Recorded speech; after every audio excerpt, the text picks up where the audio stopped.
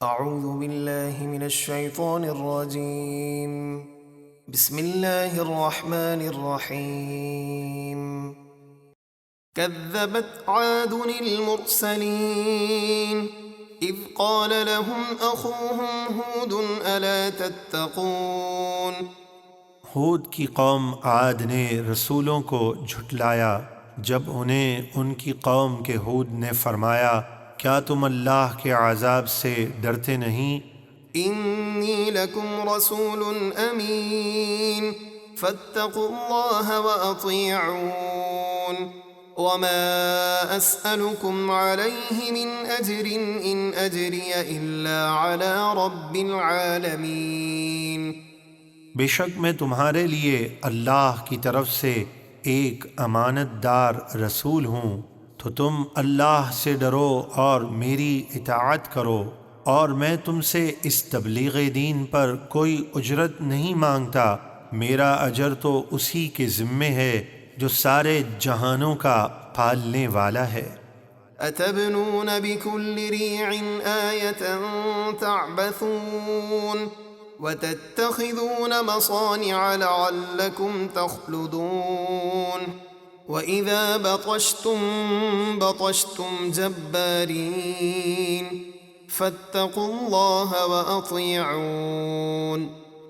کیا تم راہ گیروں کو پریشان کرنے اور ان سے ہنسی مذاق کرنے کے لیے راستوں میں ہر اونچی جگہ ایک نشان یعنی اونچی عمارت بناتے ہو اور مضبوط محل بناتے ہو اس امید پر کہ تم ہمیشہ رہو گے، اور جب تم کسی کی گرفت کرتے ہو تو بڑی بے دردی سے گرفت کرتے ہو، تو اللہ سے ڈرو اور میری فرما برداری کرو۔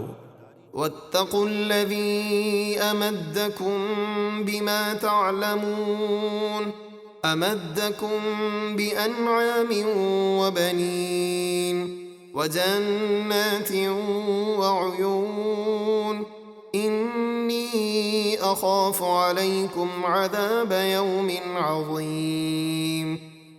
اور اس اللہ سے ڈرو جس نے تمہاری ان چیزوں سے مدد فرمائی جن کو تم جانتے ہو، چوپایوں اور بیٹوں سے تمہاری مدد فرمائی اور باغوں اور چشموں سے۔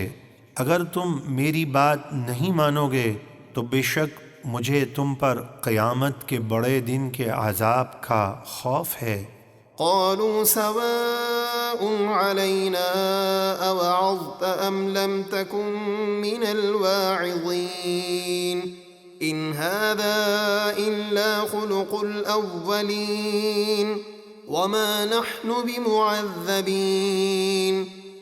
وہ بولے اے ہود ہم پر برابر ہے، چاہے آپ ہمیں نصیحت کریں یا نہ کریں ہم آپ کی بات نہیں مانیں گے۔ جن باتوں سے آپ ڈرا رہے ہیں یہ تو پہلے لوگوں کی من گھڑت باتیں ہیں، اور ہمیں کوئی عذاب نہیں ہونا۔ فكذبوه فأهلكناهم إن في ذلك لآية وما كان أكثرهم مؤمنين وإن ربك لهو العزيز الرحيم۔ تو انہوں نے ہود کو جھٹلایا تو ہم نے انہیں شدید آندھی کے عذاب سے ہلاک کر دیا، بے شک اس واقعے میں ضرور عبرت کی بڑی نشانی ہے، اور ان میں اکثر مسلمان نہ تھے، اور بے شک آپ کا رب ہی غالب مہربان ہے۔